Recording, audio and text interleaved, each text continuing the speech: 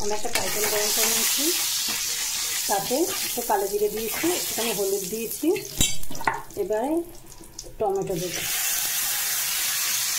টমেটোটাকে আমি কুড়িয়ে রেখেছি।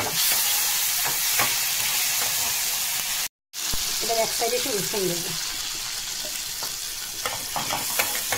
টমেটোটা হবে, রসুনটা ভাজা ভাজা হবে। কী করবো তোমাদেরকে বলছি, আগে কষে নিই মশলাটা।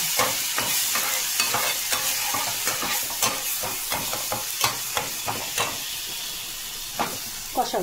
এদিকে আমি সানরাইজ সর্ষের গুঁড়ো ভিজিয়ে রেখে দিয়েছি, একটু লবণ দিয়ে আর একটু হলুদ দিয়ে আর একটু কাশ্মীরি লঙ্কা গুঁড়ো দিয়ে আমি এতে দিয়ে দেবো।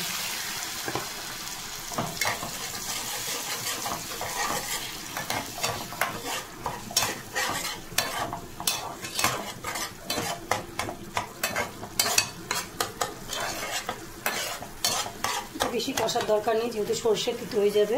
আমি এবার জল দিয়ে দেবো। দেখো এতে আমি কি দিচ্ছি,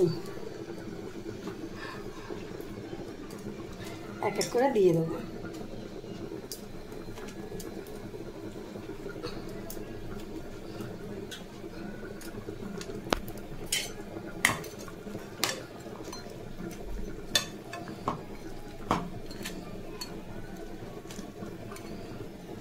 হোক এটা। একটু ধনেপাতা দিলাম, সর্ষে বাটা মানে একটু ধনেপাতা না দিলে ভালো লাগে না। আর যে কোনো সামুদ্রিক মাছে রসুন দিলে ভালো লাগে, তা বলে ইলিশ মাছের না। কিন্তু ইলিশ মাছে রসুন দিলে যে কী বাজে লাগে সেটা কেউ বোঝে না, কিন্তু বাংলাদেশের লোকেরা দেখো রসুন দিয়ে ইলিশ মাছ খায়। বেশ, যাক আমি এবার এতে একটু কাঁচা সর্ষের তেল ছড়িয়ে ঢাকা দিয়ে রেখে দেবো।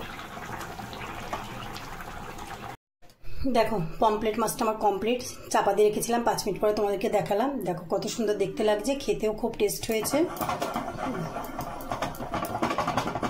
রাখলাম বন্ধুরা।